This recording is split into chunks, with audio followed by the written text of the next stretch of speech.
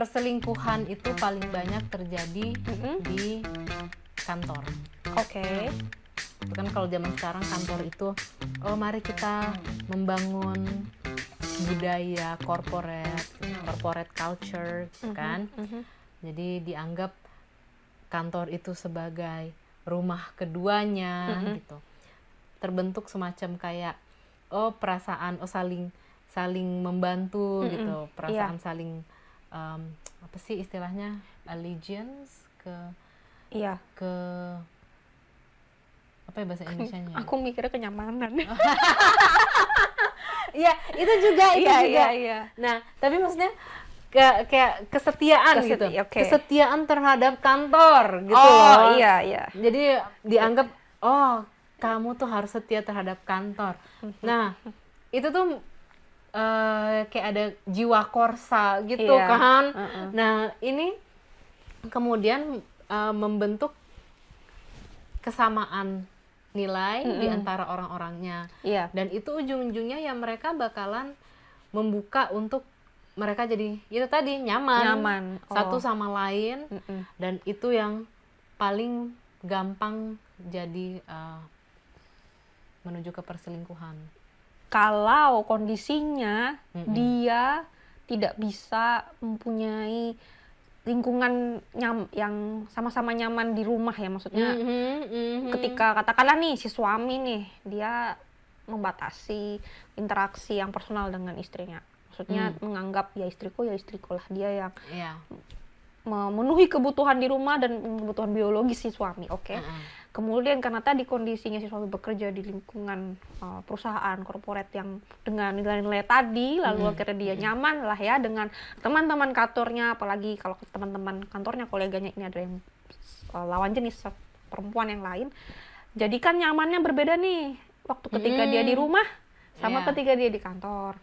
Makanya itulah yang akhirnya bisa beresikonya adalah menjadi adanya perselingkuhan. Itu di kantor di Indonesia pun itu pun banyak gitu. Gampang terjadi perselingkuhan di kantor, dan ujung-ujungnya memang dibilang ini yang nyampein itu orang dari Biro SDM. Ngomong kayak gini, perselingkuhan itu bukan karena tiba-tiba gue lagi mau ngapa-ngapain gitu, jos langsung jadi gitu. Bukan kayak gitu. Perselingkuhan itu dimulai dari sering curhat, sering cerita, ngobrol. Gitu. Sering ngopi bareng. Dari yang ngobrolin biasa aja kali ya, mungkin awal-awalnya sampai akhirnya jadi lebih deep. Tapi ini bukan dengan pasangannya sendiri. Itu untuk yang sudah menikah ya di sini konteksnya.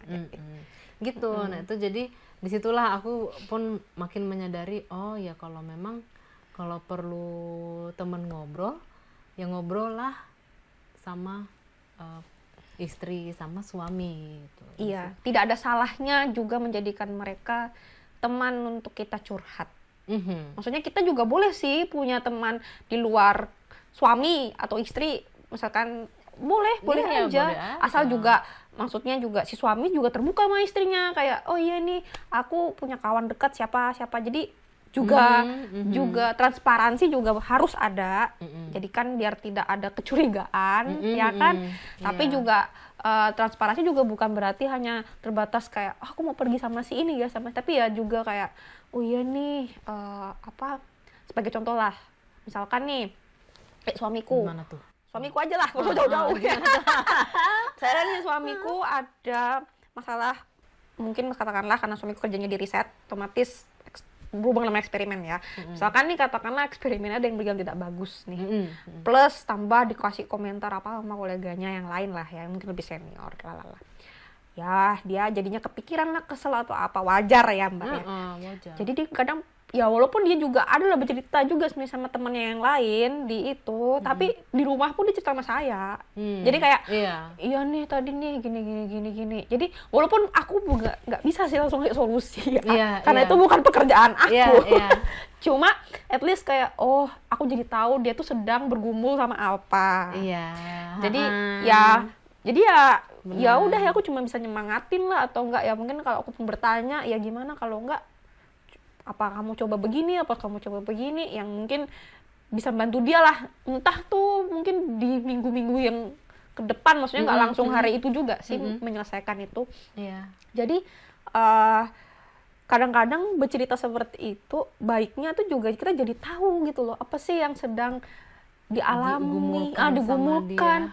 Bukan cuma hal pas yang senang-senang juga sih ya. Senang-senang of course kan biasa kita kayak aku seneng nih misalkan tapi yang biasanya juga kadang ditutup-tutupin adalah yang perkara-perkara yang mungkin tidak begitu mengenakan, misalkan sedang mengalami kesulitan atau apa.